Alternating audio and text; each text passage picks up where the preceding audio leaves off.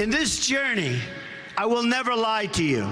I will never tell you something I do not believe. Can you tell me now, honestly, have you kept to that promise at all times? Have you always been truthful? Well, I try. I mean, I do try. I think you try, too. You say things about me that are not necessarily correct. I do try, and I always want to tell the truth. When I can, I tell the truth. I mean, sometimes it turns out to be where something happens that's different or there's a change, but I always like to be truthful. That's what President Trump said back in November. Remember that? But he lies to the American people, and he lies all the time, and his lies have grown only more blatant, seemingly more compulsive and more damaging. We're going to fact-check the president's lies again, which have helped drive the government shutdown into a third week. Now Donald Trump's art of the deal is an offer to substitute a wall the Democrats don't want with a different type of wall the Democrats don't want, and I believe 75% of Americans. And this is after the president rejected a deal last week that both Democrats and Republicans did want. Also this morning, National Security Advisor John Bolton is in the Middle East to try and tamp down concern over the president's hasty announcement on Syria. As Republican operative Mike Murphy noted on Twitter, you can tell that things at the White House have gone totally bat blank when the go-to guy for sober-minded adult foreign policy cleanup is Bolton. Wow. Good morning, everyone, and welcome to Morning Joe. It is Monday, January 7th. With us, we have national affairs analyst for NBC News and MSNBC and co-host and executive producer of Showtime's The Circus, John Heilman, political writer for The New York Times and MSNBC political analyst Nick Confessori, former aide to the George W. Bush White House and State Departments Elise Jordan, and White House bureau chief at the Washington Post and political analyst for MSNBC and NBC News, Philip Rucker, is with us as well. Joe, what a way to start the week. There's so much going on and so many lies to cover. Well, there really are. But I think more importantly, instead of just looking at the blizzard of lies that are at us right now, I think this government shutdown provides an opportunity to actually look at the foundation not only of Donald Trump's presidential campaign, but Donald Trump's administration, his reason why he's president of the United States right now, and in fact,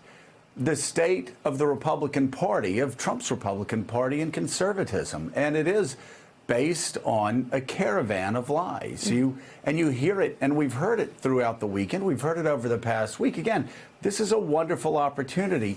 When you hear your friends or your family members say, well, we have to build a border wall because of the 4,000 terrorists that are coming across the southern border. Well, that's a lie, and the president's administration's own stats prove that to be a lie. When you hear about all the illegal immigrants that are coming across, well, that's a lie, and you can look at government statistics to see that, in fact, the number is, as we say on this show, and we've been saying during the campaign, there's actually a negative net flow going back into Mexico. And Mika, you could literally go line by line by line. The president talking about applying for citizenship at the southern border. That's not where you apply for citizenship at the southern border.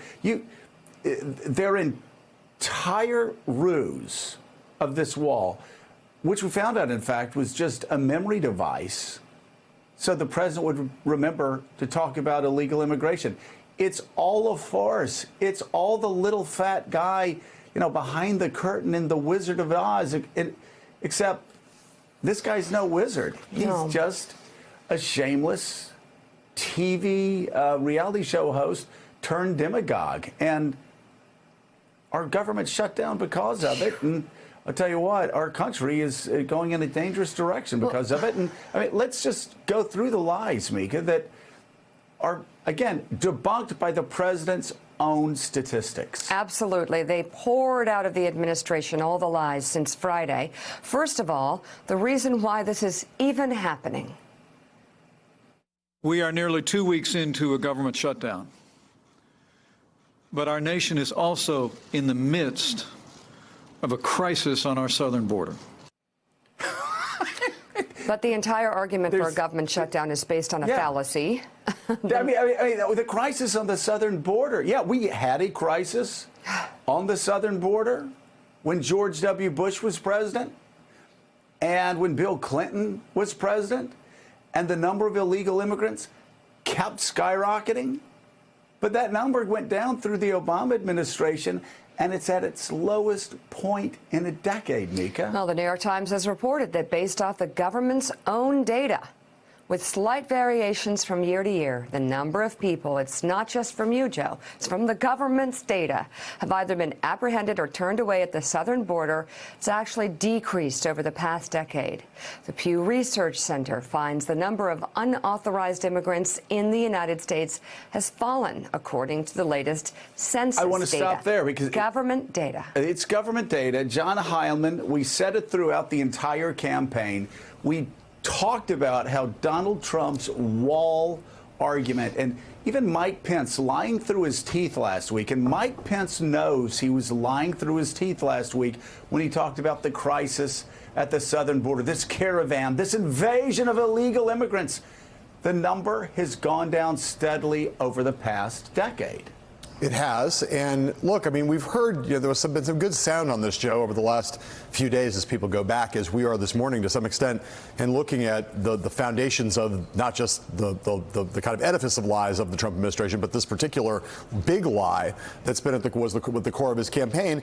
And, Trump was on the record in 2016 basically saying, whenever one of my rallies seems to be flagging, whenever it seems like there's not enough energy in the room, I've discovered that the go-to thing, I just say, build that wall. And it riles everyone up. And I get that, it sparks all this energy and enthusiasm in the room. And we all know that is the thing that it's it's Trump's erogenous zone, right? Which is the thing of he just gets all excited to hear everybody else get all excited. And this particular lie has the quality that he craves most, which is that it provides that instant dopamine hit that he became wedded to it because it was so reliable on that front. And the facts in that case, as we know with all these matters related to Trump, the facts don't matter to him in those situations. And it continues to be the case that he holds it now very close for the same reasons.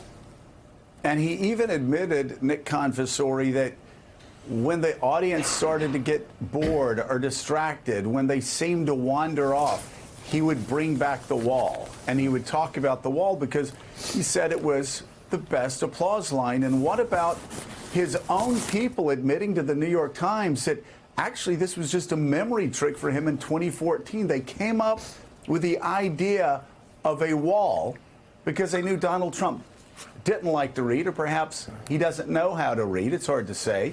But everybody around him says he never reads. So they came up with this trick that just say, build that wall, and that would remind him to talk about illegal immigration. Well, Joe, it's kind of astounding to imagine that we're here at this point right now to debate a solution to a crisis that isn't there by building something that we mostly have already, which is a steel fence along the border. And it goes to the point of how the president had won election by creating a sense of crisis, that our trade deals were terrible, that our country was getting screwed around the world with bad deals on NATO and trade, that there was a crisis at the border. He had to create that sense of crisis to win, and he has to keep the sense of crisis to keep his popularity from going even further down. And unfortunately, it's hard to govern if you're constantly trying to create a sense that there is a huge problem that can't be fixed. More importantly, Right. Joe, this is really important. This is a man who said he was a great deal maker, that his virtue as president would be, I can make a deal. And the first time he has to make a tough deal with somebody who can't be pushed over, which is House Democrats in this case, he starts saying a state of emergency has to be called, right? Make Yeah. a deal. Yeah. Make a deal. Yeah. He can't do it. No, he doesn't know how. Both the president and the Secretary of Homeland Security tried to scare people that thousands of terrorists are pouring over the southern border. We have terrorists coming through the southern border because they find that's probably the easiest place to come through. They drive right in and they make a left. CBP has stopped over 3,000 what we call special interest aliens trying to come into the country on the southern border.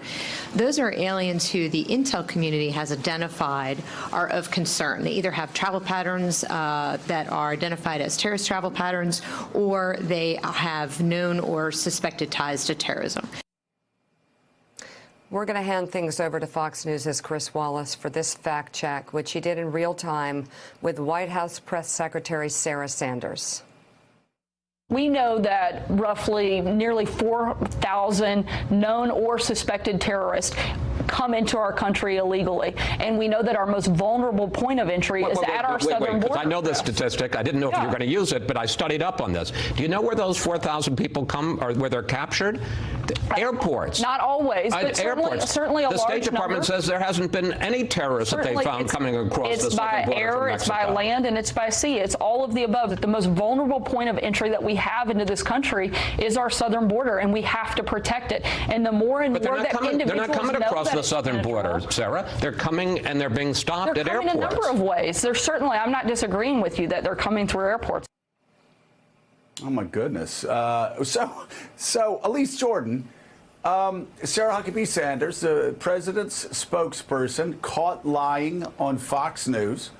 I think as troubling as that is, and obviously that's very troubling, more troubling is you have the person that's running the Department of Homeland Security standing next to the president in the Rose Garden, lying to the American people and the world about these 3,000, 4,000 people streaming across the southern border. Again, she knows it's a lie.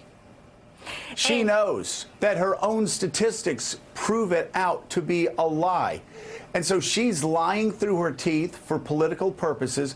What happens, Elise, when we have a real crisis and the American people are trying to figure out whether she's telling the truth about what we need to do next, or whether she's just lying through her teeth because she's a political sycophant? Well, I'd argue that we're already at a real crisis point because of all the lies, because there is so much absolute nonsense that has no basis in factual reality emanating from official government sources who are paid by the American people. I really think that we need to give Chris Wallace his due respect for studying up on the frequently misused and abused facts that are spouted by these administration officials and giving it back to Sarah Huckabee Sanders in real time. And look at what she tried to do. She tried to still cast aspersions on it and say, oh, but by sea, or, you know, maybe they are coming by air. It was complete nonsense when confronted with the reality